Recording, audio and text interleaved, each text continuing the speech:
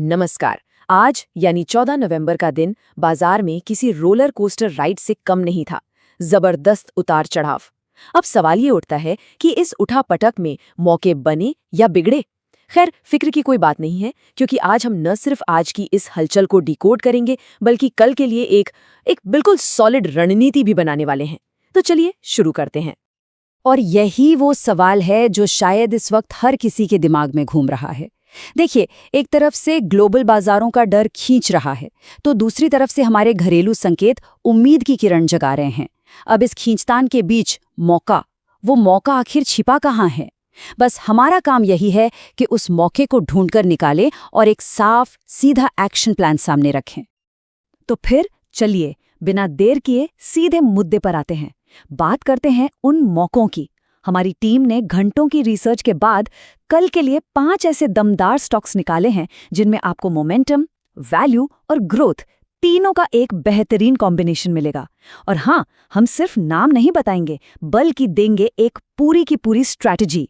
मतलब एंट्री कहाँ लेनी है, टारगेट क्या होगा और सबसे जरूरी स्टॉप लॉस कहाँ लगाना है।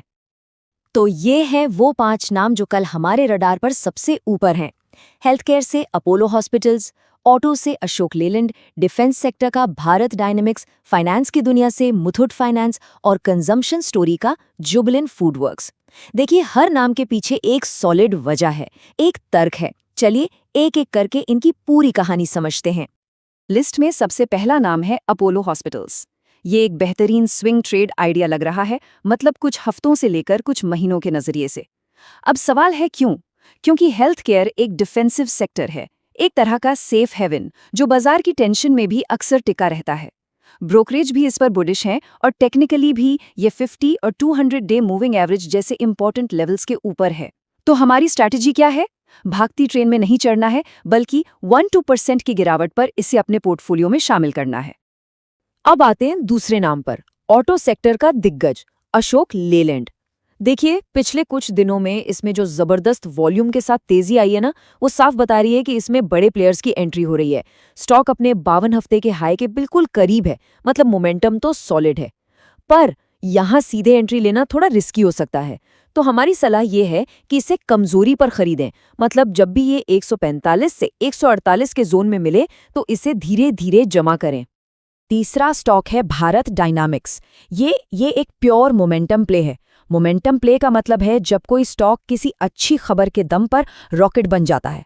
यहाँ खबर है कंपनी को मिले बड़े सरकारी कॉन्ट्रैक्ट्स जिसने स्टॉक में सचमुच आग लगा दी है, और बढ़ता हुआ वॉल्यूम वो कह रहा है कि पार्टी अभी बाकी है। तो इसमें एंट्री कैसे लें? ब्रेकआउट पर, मतलब जैसे ही ये अपने पिछले हाई को तोड़कर ऊपर की तरफ निकले, वही सही मौका होगा। अब बात करते हैं फाइनेंस सेक्टर से मुथूट फाइनेंस की। देखिए, कंपनी के नतीजों को लेकर उम्मीदें काफ़ी अच्छी हैं और ये अपने सेक्टर की बाकी कंपनियों को आउट परफॉर्म कर रहा है। एक और बात, जब भी बाजार का मूड अच्छा होता है, जिसे हम रिस्क ऑन सेंटिमेंट कहते हैं, तब ऐसे स्टॉक्स में अच्छी तेजी आती है।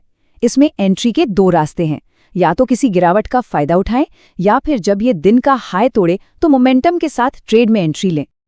और हमारी लिस्ट का 5वां और आखिरी नगीना है जुबिलेंट फूडवर्क्स, यानी डोमिनोज पिज्जा वाली कंपनी। कंपनी के जबरदस्त तिमाही नतीजों ने स्टॉक में एक नई जान फूंक दी है। ये एक क्लासिक कंजम्पशन स्टोरी है। मतलब जब इकोनॉमी अच्छी चलती है, लोग बाहर खाने पीने पर खर्च करते हैं, तो इन्हें सीधा फायदा होता है। फिलहाल स्टॉक एक रेंज में फंसा हुआ है, और जैसे ही ये इस रेंज को ऊपर की तरफ तोड़ेगा, एक बड़ा ब्रेकआउट देखने को मिल सकता है। तो ये थे वो 5 स्टॉक्स जिन पर कल हमारी नजर रहेगी। लेकिन एक कामयाब ट्रेडर सिर्फ स्टॉक्स पर ही नहीं, बल्कि पूरे बाजार की नब्ज पर हाथ रखता है। आज बाजार में जो ये उठापटक मची, आखिर उसके पीछे की वजह क्या थी? चलिए अब इसे समझते हैं। आज का बाजार सच कहें तो 2 पार्टों के बीच पिस रहा था। एक तरफ थे ग्लोबल संकेत। अमेरिका से ब्याज दरें बढ़ने की खबर आई, जिससे दुनिया भर के बाजारों में डर फैल गया और हमारा आईटी सेक्टर बुरी तरह पिट गया। लेकिन दूसरी तरफ थे हमारे घरेलू संकेत। बिहार चुनाव के नतीजों ने एक पॉजिटिव माहौल बना दिया, और दिन के आखिर में क्या हुआ? हमारी घरेलू अच्छी खबर विदेशी डर पर भारी पड़ गई और बाजार ने एक जबरदस्त रिकवरी दिखाई। और इस पूरी खींचतान का नतीजा ये रहा कि निफ्टी ने दिन के निचले लेवल से शानदार वापसी की और 25,900 के एक बहुत ही महत्वपूर्ण साइकोलॉजिकल लेवल पर क्लोजिंग दी। इसे सिर्फ एक रिकवरी मत समझिए, ये बाजार की अंदरूनी ताकत का एक साफ संकेत है। तो अब आते हैं सबसे बड़े सवाल पर, कल क्या? कल के लिए हमारा गेम प्लान क्या होना चाहिए?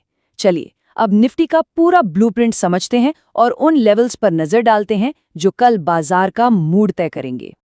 ये जो लेवल्स स्क्रीन पर दिख रहे हैं, इन्हें ध्यान से देख लीजिए।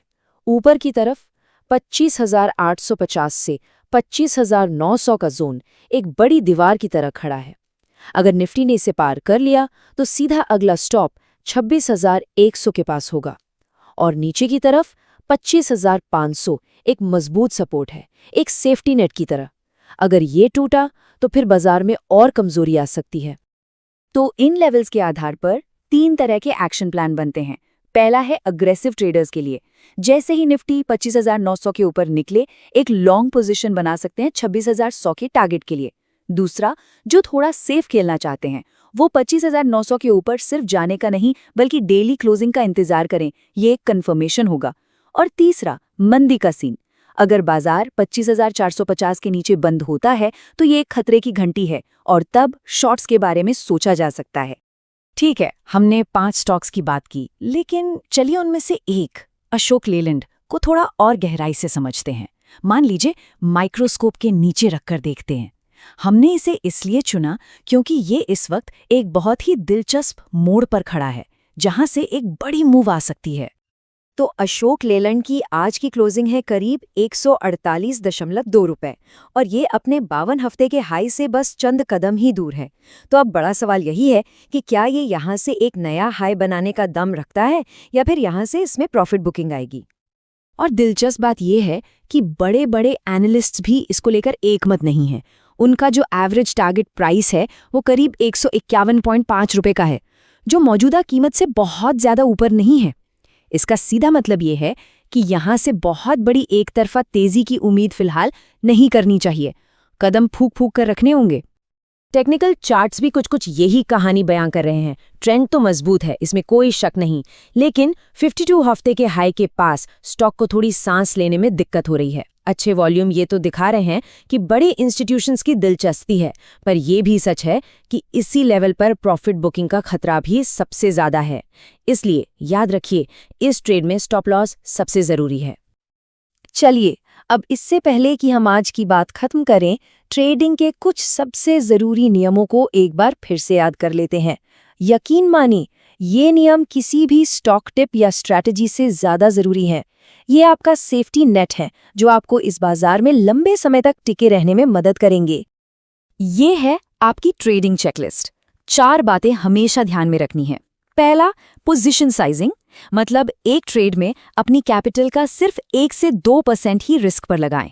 दूसरा, टाइम स्टॉप, अगर कोई ट्रेड आपके सोचे हुए टाइम में नहीं चल रहा है तो उससे निकलना ही बेहतर है। तीसरा, मैक्रो अवेयरनेस, देश और दुनिया की बड़ी खबरों पर हमेशा नजर रखें। और चौथा, डेरिवेटिव्स डेटा, एनएसई की वेबसाइट पर ऑप्शंस डेटा जरूर देखें, इससे पता चलता है कि बड़े प्लेयर्स कहाँ अपनी पोजीशन बना रहे हैं। और आखिर में बस एक बात हमेशा याद रखिएगा, बिना रणनीति के एक ट्रेड बिना मंजिल की यात्रा की तरह है। बाजार में पैसा तुक्के से नहीं, एक सोची समझी स्ट्रैटेजी से बनता है। एक साफ प्लान ही कामयाबी का रास्ता है। कल के बाजार के लिए ढेर सारी शुभकामनाएं। अब देखना यह है कि बाजार हमारी बनाई हुई रणनीति पर कैसे रिएक्ट करता है।